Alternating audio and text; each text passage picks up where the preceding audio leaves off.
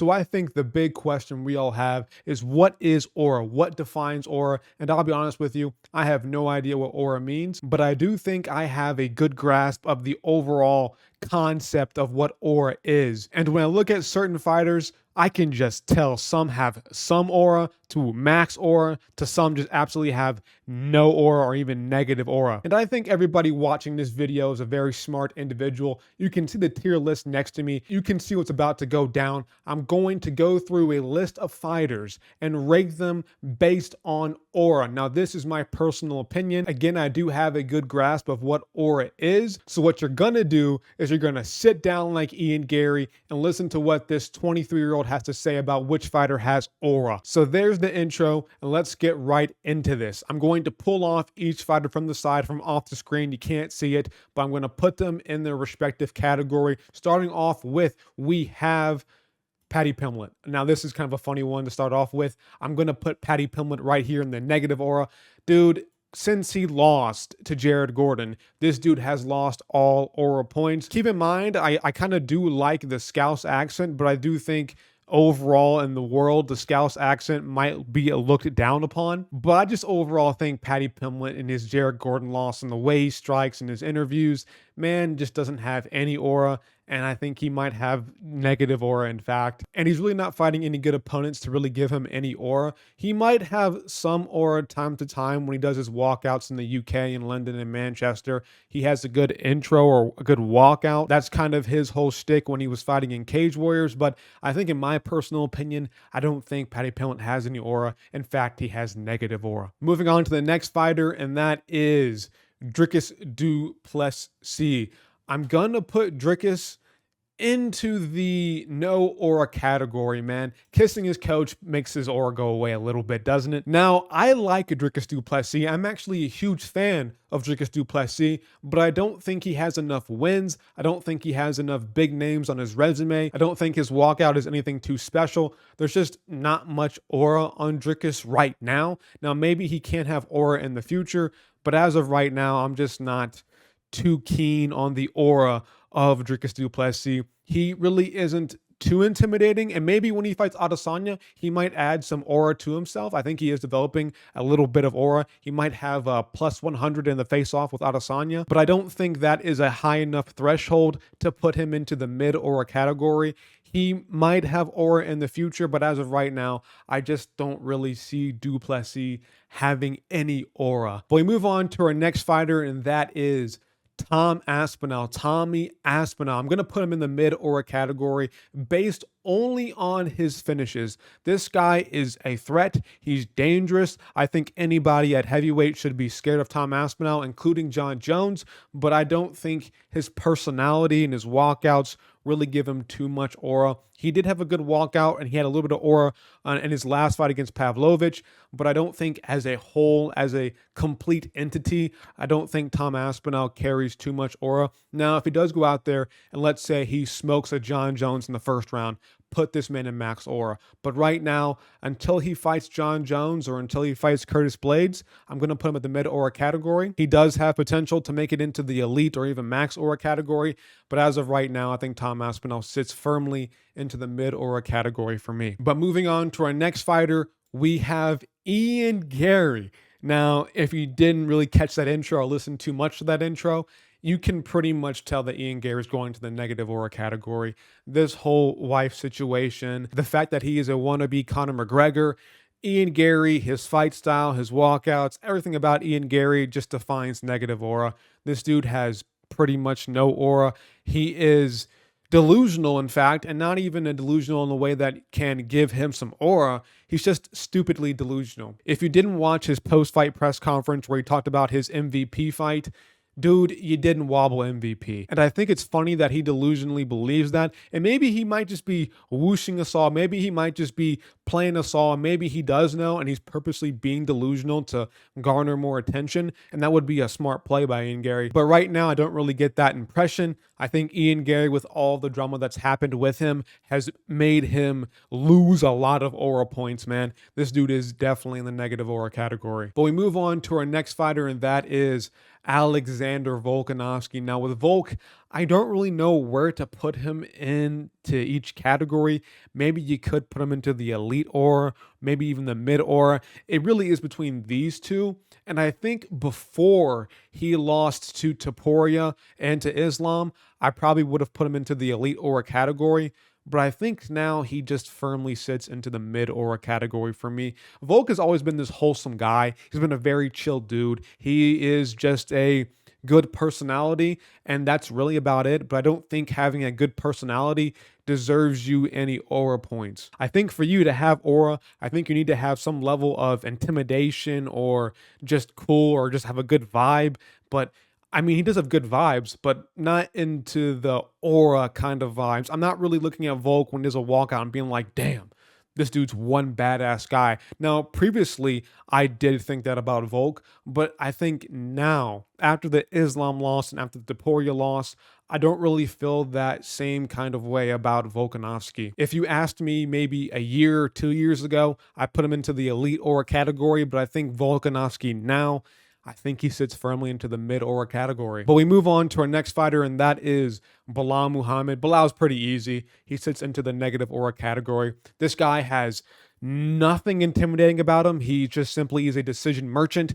There's just nothing with Belal. And I think with the way he fights just really puts him into the negative aura category. What about Belal makes you go, damn, this guy is really badass. Damn, this guy is cold. Damn, this guy has aura, nothing. And I kind of do feel bad for Belal because he is a very talented fighter. He is very good, but does he really provide anything that gives him aura? Maybe it's the fact that he's on a win streak can give him some aura points, but I think the way he fights, and I think that just gives him no aura. And if I'm being honest with you, I think every time Belal fights, he just loses aura. I think after he beat Gilbert Burns, minus 100 aura. I think after he beat Vicente Luque, minus 1,000 aura. Like, I think every single time Belal gets into the octagon, even though he wins, it just loses aura, man. But we move on to Brian Ortega. And Ortega, maybe you could put him into the no aura category. But honestly, I'm going to put him into the negative aura category, and here's why I'm putting Brian Ortega here. Brian Ortega is the biggest case of trying to have aura, and it's only backfiring on him. That whole, I'm going to be an eagle in the nest and be reborn, just lost like 1,000 aura, man. This dude he's trying too hard to have aura, and since he's trying to have aura, he just loses aura because of it. I think when it comes to aura, I think you have to either be born with it or you just don't have it at all. And I think trying to convince people that you do have this aura and that you're going to be an eagle reborn just makes you look kind of silly. And I think with Brian Ortega, I think he looks silly with the whole eagle comparison or whatever he was talking about with that thing. It was so confusing. So I think Ortega is going to sit firmly into the negative aura category based on that. And his fight style is just and his personality is just So that's Brian Ortega. But we move on to Petr Yan, and I think Petr Yan is going to sit firmly into the max aura category. This guy is just so badass. His walkouts are badass. His personality is badass. I think him not speaking any English just makes him more badass. He has good comebacks on Twitter. His fight style is badass. Everything about Petr Yan just gives off aura. He just reeks aura. He naturally just has a bunch of aura. He practices stoicism. I think stoicism gives you aura. Maybe you can argue for Petr Yan to be into the elite aura category because he lost to Marab pretty dominantly. Got robbed a couple times though. Thankfully, he didn't get robbed against Song Yadong, but overall, man, beating Song Yadong with what I think a broken leg maybe it was, that gives him aura, in my opinion. But I think this guy just oozes. He reeks aura. I think every time we see Petr Yan in a backstage interview or a backstage confrontation, I think it just adds aura. I think every time we see Petr Yan, he's like a plus 100 aura. This dude just, he has max aura. What can I say? But we move on to our next fighter, and that is Jon Jones. Now, this might be a really, really hot take, but I think the current version of Jon Jones sits at mid aura. the current version, not the past version, like not after the Machida win, not after the Vitor Belfort win. I think this current Jon Jones sits in the mid-aura category, and here's why. Here's my hot take. You can't actively duck the best competition in your weight class to fight an old man because you just want to retire on top. That to me just automatically gives you a lot of lost aura. Like, I think him simply ducking Tom Aspinall is minus a million aura. And the only reason I'm giving him or putting him into the mid aura category is just because he is Jon Jones. He is arguably the go of the sport if you count roids. But if I'm being honest with you, man, I think Jon Jones mostly gains his aura from just people glazing him. Like Joe Rogan, for example, he just completely does tricks on it when it comes to Jon Jones, calling him the baddest man alive or the scariest man on the planet, him saying if you locked him in a room with another boxer, he would maul them. Like, I think Jon Jones mainly gets his aura from other people just, again, doing tricks on it. But I think if you look at Jon Jones now and what he's done so far in these past 5 years, pretty much, he's lost to Reyes. Then after that, he was out of the sport for 3 years. Then he fought Cyril Gane, and he won. He dominated Cyril Gane. He won by, submission in the first round, made it pretty easy, made a very quick fight. But after that, he tore his pec, has been out ever since. Then now he's ducking Tom Aspinall, doesn't want to fight him, wants to fight Stipe Miocic. That to me just ducks so many aura points from you. And maybe when he comes back, I might rechange this or rethink this mid-aura category. I might put him into the elite aura. Maybe it's because we haven't seen him in so long, and maybe in the future I might put him into the elite aura category once he fights again. But I think right now Jon Jones just really sits into the mid-aura category for me. But we move on to our next fighter, and that is Islam Makhachev. I'm going to put Islam into the elite aura category firmly. This dude's a Dagestani. He is dominant. He's pound for pound number one right now, I believe. Like, he just deserves to be into elite aura. Now, am I oozing or am I like, oh my God, Islam is so completely badass? No, I think I am wowed by his grappling technique and his grappling ability. And I think his striking ability has really impressed me over the past couple years, I would say, especially against Volk. But I find Islam in his interviews just to be a kind of a funny guy, kind of a chill dude, honestly. I think if I were to see him on the street, I think I wouldn't be scared to, say hi to him. I don't think I would be shivering in my boots like, oh my God, is that Islam Makhachev? I might be, actually. I'm a huge fan of the UFC, but I don't think I would approach him and be like, is he going to beat me up or something like that? Like, he has aura, but it just really is hard to describe Islam's aura. Like, I think him just being Dagestani and the way he's champion, how dominant he is, just gives him aura. And I'll leave it at that because I can't really describe him outside of fighting and what his aura is outside of the octagon. It just is hard to describe. But I'll put him into the elite aura category for now. It might change throughout the years, but I think he does have pretty good aura. But we move on to our next fighter, and that is Sean O'Malley. I'm gonna put O'Malley into the mid-aura category as well.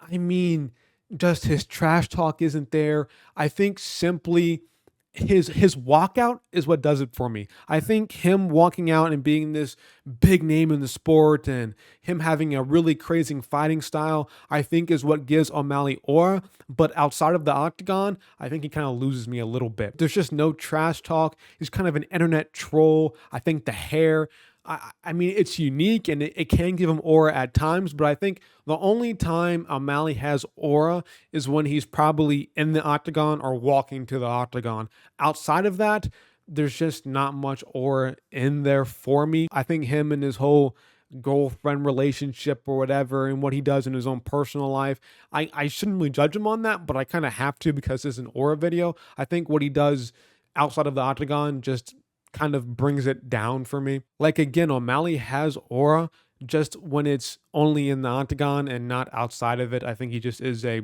simple dude. A celebrity is what it feels like when it comes to O'Malley, and that's really about it. But we move on to our next fighter, and that is Leon Rocky Edwards. I'm gonna put Edwards into the no aura category. I just feel nothing when it comes to Edwards. Pause. I don't feel like he has any aura, but I don't think he's done anything to have negative aura. And maybe you could argue to put him into the mid-aura category because of his Usman KO, and that's really about it. His fighting style is pretty tit for tat. It's point fighting. He wins by decision most of the time. He just barely outstrikes his opponents in the rounds, and that's really about it when it comes to Edwards. And I don't really see him doing anything in his, interviews or press conferences. He just is a simple guy, I guess, and maybe you can argue that gives him aura, but I don't really see much aura on Leon Edwards. And maybe if his fighting style was different, he could have more aura, but I don't really see it, man. I maybe it's his accent, maybe it's his whole UK voice that really puts it off for me. Because let's be honest here, Edwards' voice is kind of for lack of a better term, not the most based, I would say. Like the only way you could put Edwards into the mid aura or elite aura category is the whole, Usman KO, the whole headshot dead. Like that is really the only thing that gives Edwards any aura. But since that KO, he's kind of lost aura and now he's back down to earth, I would say. But we move on to our next fighter, and that is Sean Strickland. Now, I want to put Strickland into the elite aura category, but I'm debating on putting him into the mid aura category. I haven't decided yet. I'm going to stick for now, put him into the elite aura category because he dominated Israel Adesanya. His walkouts, whenever Strickland is serious, he has fucking aura. Whenever you see Strickland walking out to the octagon, man, and he's hitting his head with his fist, dude has fucking aura. But outside of that, he just is a man of the people. That's really about it. And you can say that gives him aura. I wouldn't be too inclined to disagree with you. So I think that puts him into the elite aura category. He can be a bit cringe at times, and the whole, here's the thing, guys, and you fucking guys, like that can be a bit overwhelming at times, but I don't think that takes away from his aura. I think him talking shit in the octagon, I think that gives him some aura. His fighting style maybe takes away some aura, and that's why he isn't into the max aura category. But I think Strickland right now is enough to be put into the elite aura category. But we move on to our next fighter, and that is Max Holloway. And Holloway is going to sit into the max aura category, I think, easily now. Max Holloway, maybe a few years ago when he fought Volkanovski and all those fights, I would probably say he's in the mid aura category. But I think after the TKZ KO, I think after the Gaethje KO, this man is maxed out his aura pretty quickly. I think anybody on this list, if they did what Max Holloway did to Gaethje, it puts them into the max aura category automatically. And then you combine that with the TKZ KO, Max Holloway with power is a different breed of aura. I think this current version of Holloway has completely maxed out his aura. I think there's no debate when it comes to that. I think him having the most badass moment in UFC history gives him maxed out aura. Now, maybe throughout time in the next couple years, he might drop down to elite or even mid aura because Holloway, he has a kind of a high-pitched voice, if I'm being honest with you. The heat stick, brother, doesn't really stick with me too well. So maybe as time goes on, I might cool down on Holloway. But I think right now, I think he maxed out his aura. But on to our next UFC fighter, and that is Ilia Topuria. I think Topuria sits easily into the elite category. I think this is a pretty easy pick for Topuria. Maybe you could put him into the max aura category, but I think he fits really well into the elite aura because, like, let's be real here, this guy finishes everybody. He has KO power. He has badass moments. I think if I saw him in the street, I'd probably be scared of Topuria knocking me out for just talking to him. Now, is that true? Probably not, but I think Topuria, just with his face, with the way he looks, with the way he acts, with the way he fights, I think he goes into the elite aura category pretty easily. He's confident the entire time when he was fighting Volk. He was pretty confident he was going to win. I think that pretty much oozed aura. I think his interviews and the way he trash talks and again the way he fights just gives him a lot of aura. And I think Topuria is kind of the definition of, I wouldn't call him a Chad, but he feels kind of chatty to me. That was cringe. I'm really sorry. But we move on to our last fighter, and this one might be pretty easy. He has max aura. It is Poatan, Alex Pereira. I mean, do you really need an explanation for this? Poatan is probably the easiest guy to say who has max aura. When you go through a dictionary and look for aura, you're probably going to see a picture of Poatan. This dude just has infinite aura. The stare downs with Yuri, his walkout, the way he acts in public, man. He just simply is a figure with a head, 2 arms, 2 legs that just is aura. I think if you had x-ray vision, you would see that all of Alex Pereira's bones are covered in a veil of aura. I mean, this one is pretty easy. I don't think you need too much of a description of me glazing amazing Alex Pereira here. I'm not going to do tricks on it again. I'm not going to be doing flips on it. I'm just going to be telling you that this man has aura, in which he does. But that is all I have for you guys today. That is a lot of UFC fighters ranked based on aura. Now, I can do a part 2 to this in the future if you guys like this video enough. We'll see what happens in the future. If you agree or even disagree with some of my takes in this video, leave a comment down below. I like reading you guys' comments. But I'm out of here, guys. Like, subscribe, hit the bell icon for notifications. I'll see y'all later.